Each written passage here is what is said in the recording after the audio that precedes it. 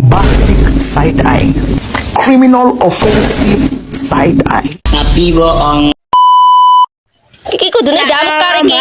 Lah iki kudune damkar nek ora damkar ya ora iso no. Few moments later. 괜찮아요. 괜찮아.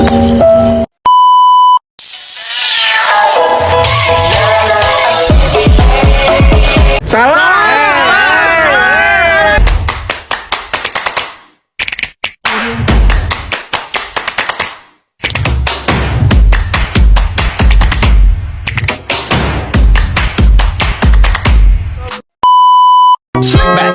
No, slick back. That's what I said. Slick back. No, nigga, I'm a pimp named Slick Back. Pimp named Slick Back. Pimp named Slick back. Nigga, are you dead? I'm a pimp named Slick. Bismillahirrahmanirrahim. Assalamualaikum warahmatullahi wabarakatuh.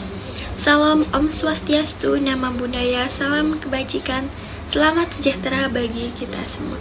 Tak kenal maka tak sayang, maka dari itu perkenalkan, nama saya Evi Puspita Fatikasari, semester 5 dari Prodi Manajemen Universitas Primagraha.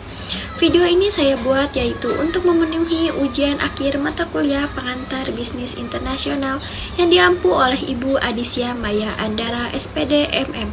Selanjutnya kita mulai ke materi yang akan dibahas.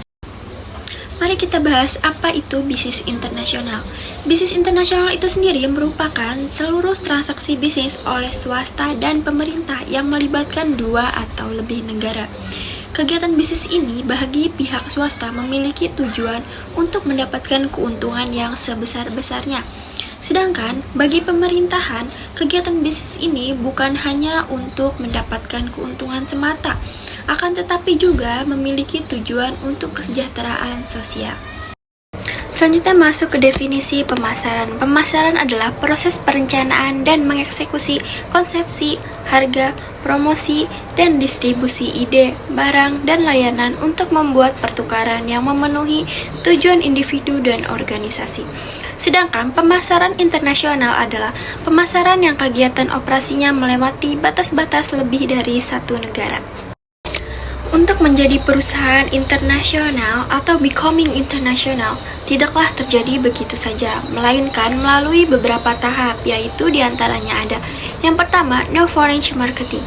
Perusahaan sudah berhubungan dengan dunia internasional, tetapi bukan karena inisiatif atau belum ada usaha sendiri untuk memasarkan ke pasar luar negeri. Produk perusahaan beredar di pasar internasional karena pesanan dari pasar luar negeri, pelanggan asing datang ke perusahaan atau atas usaha pihak eksportir. Yang kedua ada in-foreign marketing. Perusahaan mulai memasarkan sendiri ke pasar luar negeri, tetapi hanya kalau mempunyai surplus produksi. Apabila pasar domestik masih mampu menyerahnya, kegiatan ini ditinggalkan. Pada tahap ini belum ada penyesuaian organisasi maupun produknya untuk pasar internasional. Lalu yang ketiga ada regular foreign marketing. Produsen sudah mempunyai perencanaan untuk memasarkan produknya ke pasar asing. Dipasarkan sendiri atau melalui penyalur domestik maupun distributor asing. Tujuannya yaitu memang melakukan ekspansi pasar domestik dengan sudah mulai berusaha memahami kebutuhan maupun keinginan pasar internasional. Selanjutnya ada global marketing operation. Pada fase ini, produsen benar-benar telah terlibat dengan dunia internasional secara global. Kegiatannya tidak hanya sebatas pemasaran saja, tetapi sudah merencanakan operasional produksi maupun organisasi pesaing di pasar dunia. Manajemen pemasaran internasional harus mengatasi 4 isu, yaitu diantaranya ada bagaimana mengembangkan produk perusahaan. Yang kedua, menetapkan harga produk-produk tersebut. Yang ketiga, bagaimana menjual produk-produk tersebut. Selanjutnya yang keempat, ada bagaimana mendistribusikan produk-produk perusahaan kepada pelanggan. Keputusan utama kebijakan produk yang dihadapi pemasar internasional adalah sejauh mana produk perusahaannya harus standar di pasar atau disesuaikan dalam pasar individu. Salah satunya adalah sifat, produk, target, pelanggan, pengguna industri atau konsumen individu.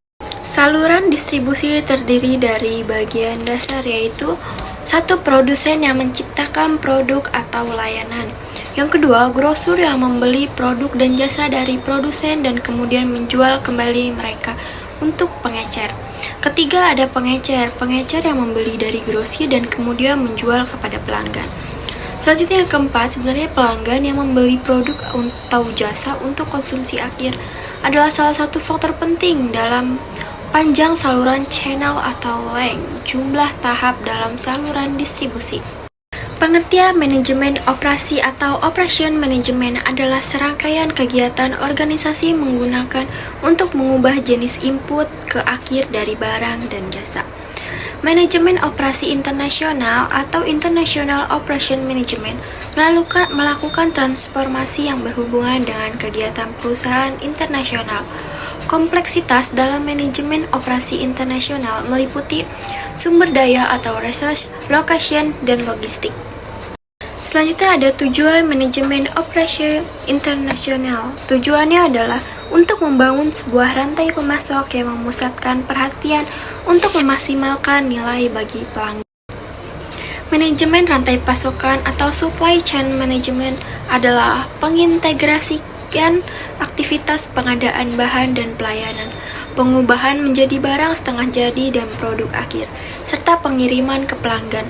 Tujuannya adalah untuk membangun sebuah rantai pemasok yang memusatkan perhatian untuk memaksimalkan nilai bagi pelanggan. Kunci bagi manajemen rantai pasokan yang efektif adalah menjadikan para pemasok sebagai mitra dalam strategi perusahaan untuk menemui pasar yang selalu berubah, menurut Heiser and Render 2005.4. Manajemen Total Quality Management atau TQM mencakup semua aktivitas yang menyediakan produk berkualitas ke pasaran. TQM mempertimbangkan semua bagian dari bisnis, konsumen, supplier, maupun karyawan. Pendekatan strategis dari TQM berawal dari fokus konsumen, mencakup metode-metode menentukan keinginan konsumen untuk kemudian mengarahkan semua sumber daya perusahaan dalam rangka memenuhi keinginan tersebut. TQM mencakup 4 aktivitas manajerial dasar, yaitu diantaranya seperti merencanakan kualitas, mengorganisasikan kualitas, mengarahkan kualitas, dan mengendalikan kualitas. Materi selanjutnya yang terakhir yaitu ada kesimpulan dari materi yang sudah dibahas sebelumnya. Kesimpulannya yaitu keputusan utama kebijakan produk yang dihadapi pemasar internasional adalah sejauh mana produk perusahaannya harus standar di pasar atau disesuaikan dalam pasar individu. Yaitu salah satunya adalah sifat produk, target pelanggan, pengguna industri, atau konsumen individu. Strategi mengolah sistem informasi internasional yaitu dengan memilih aplikasi terbaik dari semua subsidiari untuk digunakan sebagai aplikasi global. Membentuk tim pengembang multinasional yang mewakili berbagai subsidiari. Pengembangan paralel di mana masing-masing subsidiari mengerjakan bagian interface-nya masing-masing. Dan menunjuk Center of Excellence, di mana subsidiari tertentu yang lebih berpengalaman ditunjuk untuk mengembangkan sistem. Baik, terima kasih kepada teman-teman semua yang sudah menonton video ini. Semoga apa yang sudah saya paparkan dapat bermanfaat untuk teman-teman semua. Amin amin ya rabbal alamin. Kurang lebihnya saya mohon maaf apabila ada kesalahan kata maupun ucapan. Saya pamit. Wassalamualaikum warahmatullahi wabarakatuh.